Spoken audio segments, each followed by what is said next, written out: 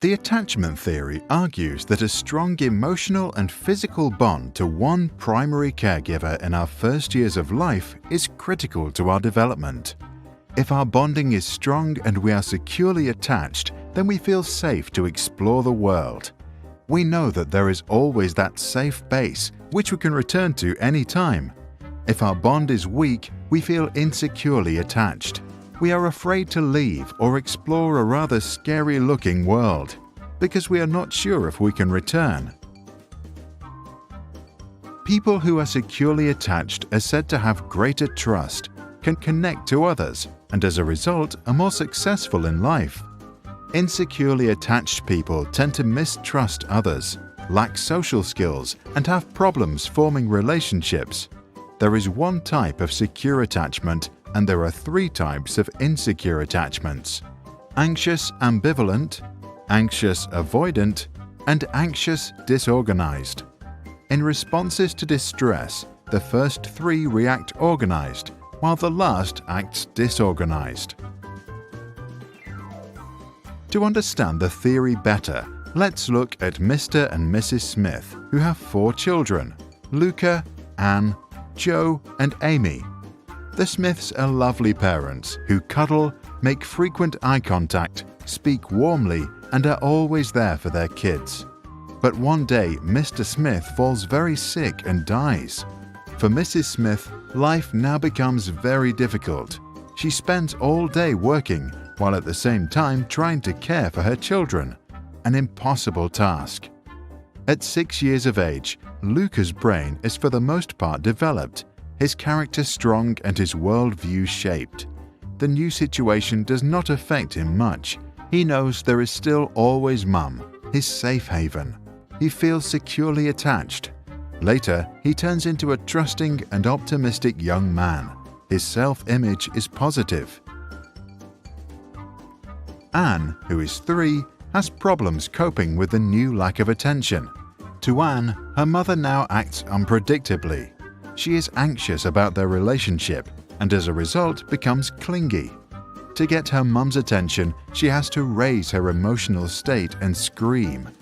When her mum finally reacts with a predictable response, she herself acts ambivalent and doesn't show her true feelings. Later in life, others think Anne is unpredictable or moody. Her self-image is less positive. Her attachment style is anxious ambivalent.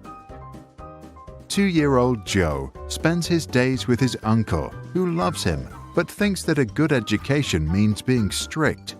If little Joe shows too much emotion or is too loud, his uncle gets angry and sometimes punitive. This scares Joe. He learns that to avoid fear, he has to avoid showing his feelings, also in other situations. As an adult, he continues this strategy and has problems entering relationships. His image of himself is rather negative. His attachment is anxious avoidant. Amy, who is just 1 year old, gets sent to a nursery. The staff there is poorly trained, overworked, and often very stressed. Some are outright abusive. Amy therefore becomes anxious of the very people she seeks security from, a conflict which totally disorganizes her ideas about love and safety. As she is experiencing fear without resolution, she tries to avoid all social situations. As an adult, she thinks of herself as unworthy of love. Her self-image is very negative. Her attachment is anxious disorganized. Our attachment is formed in the very first years of our lives, a time when we are too young to communicate our anxiety and as a result can experience high levels of stress. Then our adrenal gland, an organ sitting on top of our kidneys, produces the stress hormones adrenaline and cortisol. The heart rate increases, the blood pressure goes up, and we become alert. If that happens frequently, it is called toxic stress. Toxic because it impairs the development of a child's brain and weakens the immune system. In embryos or at a very young age, toxic stress can even switch the expressions of genes, which can affect our health many decades later. By simulating a strange situation, we can assess an attachment style already by the age of 1.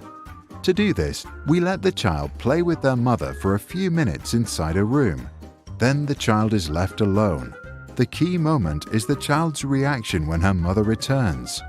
Securely attached children first usually hug their mother, then can calm down and eventually get back to playing. Insecurely attached children can be ambivalent and avoidant. Some can't stop crying or refuse to continue playing. The long-term effects of our attachment in the early years are well documented. Using the theory, researchers at Minnesota University were able to predict already at age 3 if a child would drop out of high school with 77% accuracy. In another study, undergraduates at Harvard were asked to assess how close they felt to their parents. 35 years later, they were asked about their health. 91% of those who said they had a rather broken relationship with their mother were also diagnosed with health issues, including coronary artery disease, hypertension, and alcoholism. For those that had reported a warm relationship, the figure of poor health diagnosis was just 45%. But there is another reason why the early years deserve special attention. They are the starting place for subsequent behaviors. A kid that feels securely attached at age 2 can make friends at kindergarten. Their worldview gets reinforced with every interaction, and they develop optimism. As a result, they make good relationships at school, then at college, and later at work. Highly insecurely attached children can miss out on this opportunity.